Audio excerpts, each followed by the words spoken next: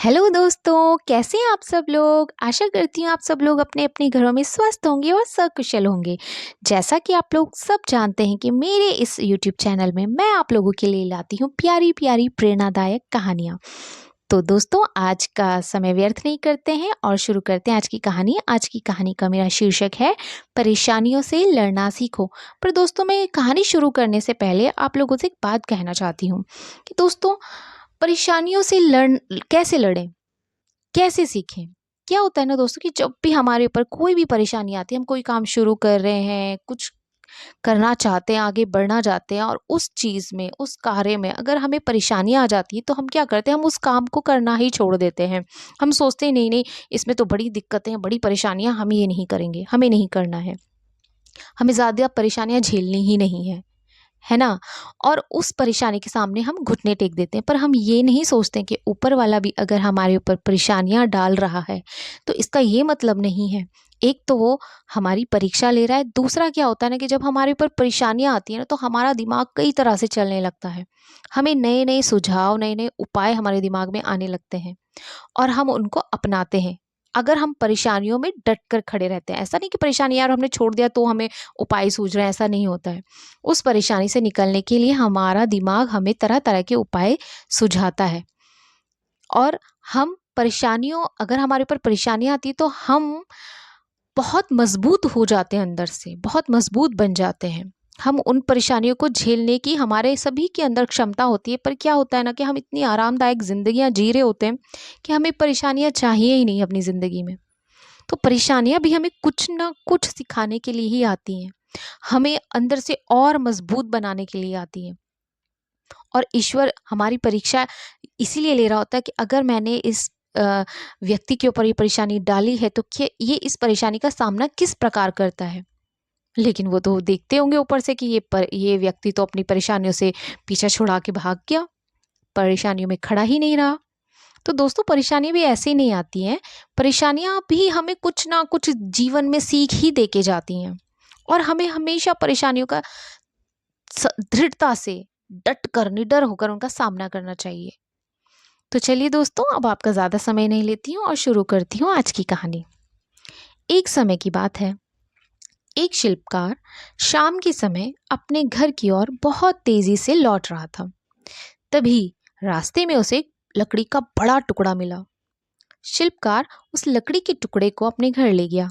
लकड़ी के टुकड़े को देखकर उसने सोचा कि क्यों ना मैं इस लकड़ी के टुकड़े से अपने राजा जी के लिए सिंहासन तैयार करूं। फिर दूसरे दिन वह अपने औजार लेकर वह उस लकड़ी के टुकड़े की काट छाट करने लगा। लकड़ी का वह बड़ा टुकड़ा चिल्लाने लगा, नहीं नहीं, मेरी काट छाट मत करो, बहुत दर्द हो रहा है, मुझे ऐसे ही छोड़ दो। अब ये आवाज सुनकर पहले तो शिल्पकार बहुत सकपका गया कि ये कौन कह रहा है। फिर जब उसने लकड़ी का प्रहार किया तो देखा कि अरे, ये तो लकड़ी ही चिल्ला रही है। तो पहले तो डर गया, हैरान हो गया। फिर उस लकड़ी ने उसे कहा कि तुम मुझे ऐसे ही छोड़ दो, मुझे जब भी तुम हथौड़े से मेरे ऊपर प्रहार करते हो तो मुझे बहुत दर्द होता है। तो लकड़हारा वो शिल्पकार जो था, वह उस लकड़ी से कहता है कि देखो, तुम्हें अगर तुम थोड़ा दर्द बर्दाश्त कर लोगे ना, तो मैं ना तुम्हें राजा जी के सिंहासन में तब्दील कर दूंगा और फिर तुम्हें कोई तकलीफ नहीं होगी। तुम राजसभा में रहोगे, राजा जी तुम पर विराजमान होंगे। परंतु नहीं, वह लकड़ी का टुकड़ा तो अपनी बात पर अड़ा रहा कि नहीं, मुझे दर्द हो रहा है, मुझे तकलीफ हो रही है, मुझे छोड़ दो, मुझे ऐसे ही रहने दो, मुझसे बर्दाश्त नहीं हो रहा है। बहुत समझाने पर भी, शिल्पकार के बहुत समझाने पर भी वह नहीं माना। आखिर में शिल्पकार ने थक हार कर लकड़ी के टुकड़े की बात मान ही ली और वह उस लकड़ी के टुकड़े को वहीं छोड़कर चला आया। बाद में वह दूसरा एक बड़ा लकड़ी का टुकड़ा लेकर आया और उससे राजा के लिए एक सिंहासन तैयार करने लगा। लेकिन जैसे ही वह हथौड़े का उस पर प्रहार करता है, तो फिर उसे याद आता है कि पिछली बार तो लकड़ी बहुत जोर जोर से चिल्लाने लगी थी। तो उसने सोचा कि इस बार मैं लकड़ी के टुकड़े पर थोड़े हल्के से प्रहार करता हूँ।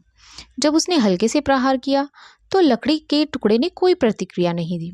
थोड़ी देर बाद धीरे धीरे वह शिल्पकार अपने प्रहार को और तीव्रता से उस पर करने लगा, परंतु लकड़ी के टुकड़े ने तब भी कोई प्रतिक्रिया नहीं दी और वह चुपचाप सारा दर्द बर्दाश्त करता रहा।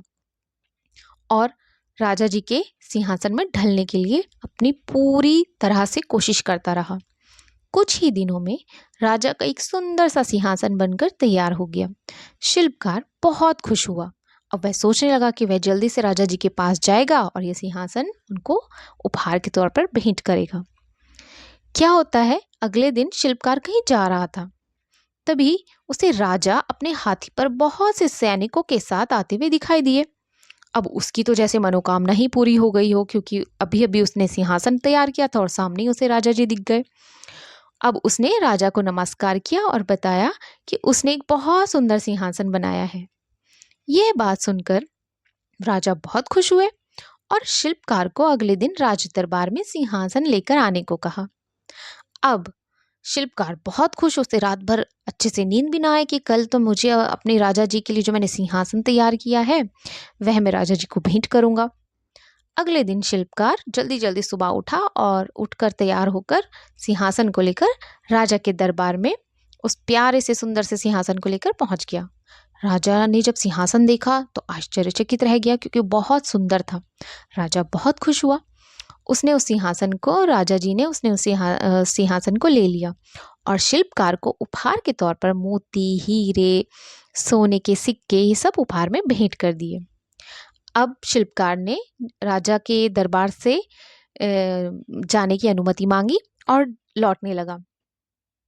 जैसे ही शिल्पकार लौटने लगा तभी सिंहासन बोल पड़ा, हे शिल्पकार, आपका बहुत बहुत धन्यवाद। मैं तो केवल एक लकड़ी का टुकड़ा था, आपने मुझे काट छांट कर एक सुंदर सिंहासन बनाया। अब मैं राज दरबार की शोभा बढ़ाऊंगा, मुझ में हीरे और मोती जड़े जाएंगे, तब मैं और सुंदर हो जाऊंगा। जो भी दरबार में आएगा वह राजा को नमस्कार करेगा और साथ में मुझे भी। मेरा तो जीवन ही धन्य हो गया। शिल्पकार आश्चर्यचकित होकर उसकी बातें सुनता रहा। शिल्पकार ने उसकी बातें सुनी और मुस्कुराता हुआ वहां से वापस लौट गया। लौटते समय शिल्पकार ने सोचा कि क्यों ना उस लकड़ी के टुकड़े को एक बार देख लिया जाए जो काट छाट करने पर रो रहा था और परेशान हो रहा था। अब जैसे ही शिल्पकार उस स्थान पर पहुंचा तो उसको क्या पता चलता है, उसको पता चलता है कि लोगों ने उस लकड़ी के टुकड़े को जलाने के काम में ले लिया। शिल्पकार को तो बहुत अफसोस हुआ। उसने सोचा कि यदि लकड़ी का वह टुकड़ा काट छाट को सहन कर लेता तो आज यह राजा का सिंहासन होता। चलो, जो हुआ सो अच्छा हुआ, अपना विचार और अपना निर्णय। तो दोस्तों, ये थी मेरी आज की कहानी। और आज की इस कहानी में आपको क्या सीखने को मिलता है? आज की इस कहानी में हमें ये सीखने को मिलता है कि शिल्पकार को जो पहला लकड़ी का टुकड़ा मिला था वह अपने ऊपर पड़ने वाले प्रहारों को सहन नहीं कर पाया और एक सुंदर सा सिंहासन बनने से वंचित रह गया, जबकि दूसरा लकड़ी का टुकड़ा अपने ऊपर पड़ने वाले प्रहारों को सहन कर गया और अंत में वह एक सुंदर सा सिंहासन बनकर तैयार हो गया। दोस्तों, इसी प्रकार हमें जीवन में सक्सेस होने के लिए ना बहुत सारी परेशानियों का सामना करना पड़ता है, क्योंकि सक्सेस ना इतनी आसानी से नहीं मिलती है। क्योंकि हम जब भी किसी सक्सेसफुल इंसान को देखते हैं ना, तो हम सिर्फ और सिर्फ उसका वही दौर देखते हैं जब वह सक्सेस है, लेकिन हम उसके पीछे की सारी परिश्रम, सारी मेहनत, सारे जो उसने दर्द सहे होंगे वो सब भूल जाते हैं। उनको कोई देखना भी पसंद नहीं करता, क्योंकि हमें लगता है कि अरे वो इंसान तो इतना बड़ा है, वो इंसान तो इतना सक्सेस है, लेकिन उसके पीछे की तपस्या, उसके पीछे का परिश्रम कोई नहीं देखता। और हमारी जिंदगी में भी जो भी व्यक्ति जीवन में आने वाली परेशानियों को झेल जाता है, उनका सामना करता है डटकर, वह सफल जरूर होता है और सफलता उसको जरूर मिलती है। किसी अच्छे स्टूडेंट को ही देख लीजिए आप, अगर वो अच्छे मार्क्स लाने के लिए दिन रात पढ़ाई नहीं करेगा, उन चीज़ों को नहीं समझेगा, ध्यान नहीं देगा, तो कैसे अच्छे मार्क्स ले आएगा। अब एक स्टूडेंट को अच्छे मार्क्स लाने के लिए अगर आप देखते हैं तो वह ना ही अपने दोस्तों के साथ घुलता मिलता है, उठता बैठता है, खेलता कूदता है, बल्कि वो सारा समय अपनी पढ़ाई में लगा देता है। उसका मनपसंद अगर टीवी में कोई प्रोग्राम भी आ रहा होगा तो वो नहीं देखता है, वो उसका त्याग करता है। कि नहीं मुझे पढ़ाई करनी है, तो ऐसे स्टूडेंट्स को भला ही कौन रोक सकता है सफलता प्राप्त करने से। कोई भी व्यक्ति जो सफलता प्राप्त करना चाहता है उसे बहुत सी प्रॉब्लम्स का सामना करना ही होता है, और विजयी तो वह व्यक्ति होता है जो इन परेशानियों से घबराता नहीं है और जो हिम्मत करेज के साथ उन्हें दूर करता हुआ आगे निकल जाता है जहां सफलता उसका इंतज़ार कर रही होती है। तो दोस्तों, ये थी मेरी आज की कहानी, और आपको मेरी आज की कहानी कैसी लगी मुझे कमेंट करके ज़रूर बताइएगा। और दोस्तों, अगर आप अभी तक मेरी इस कहानी से जुड़े हुए हैं तो आप लोगों का मैं दिल से बहुत बहुत धन्यवाद कहना चाहती हूँ। अगर आपको मेरी कहानी पसंद आई हो तो इसे अपने दोस्तों के साथ भी शेयर कीजिएगा और मेरी कहानी को एक लाइक भी कर दीजिएगा। और अगर आप चाहते हैं कि मैं आपके लिए ऐसी ही प्यारी प्यारी प्रेरणादायक कहानियाँ लाती रहूँ और आप इसका आनंद उठाते रहें, तो प्लीज़ प्लीज़ प्लीज़ मेरे चैनल को एक सब्सक्राइब कर दीजिएगा। और आपको अगर अपने मन से, अपनी तरफ से अपने टॉपिक पर कोई कहानी सुननी है तो प्लीज़ मुझे उसे कमेंट बॉक्स में पर लिखकर ज़रूर भेजिएगा, और मैं पूरी दिल से कोशिश करूँगी कि मैं आपके लिए आपके टॉपिक पर कहानी लेकर आऊँ और उसे अपनी ज़ुबानी सुनाऊँ। तो दोस्तों, प्लीज़ अगर मेरी कहानी आपको अच्छी लगी तो उसको एक लाइक कर दीजिएगा, अपने दोस्तों के साथ शेयर कर दीजिएगा, और मेरे चैनल को प्लीज़ प्लीज़ प्लीज़ सब्सक्राइब कर दीजिएगा। और मैं आगे भी आपके लिए ऐसे ही प्यारी प्यारी प्रेरणादायक कहानियाँ लाती रहूँगी। और अगर आपको किसी और टॉपिक पे कहानी सुननी है तो वो भी आप मुझे कमेंट बॉक्स में लिख के ज़रूर बता सकते हैं। और अभी तक मेरे चैनल में बने रहने के लिए धन्यवाद। तो मिलते हैं अगली कहानी में। Bye, take care.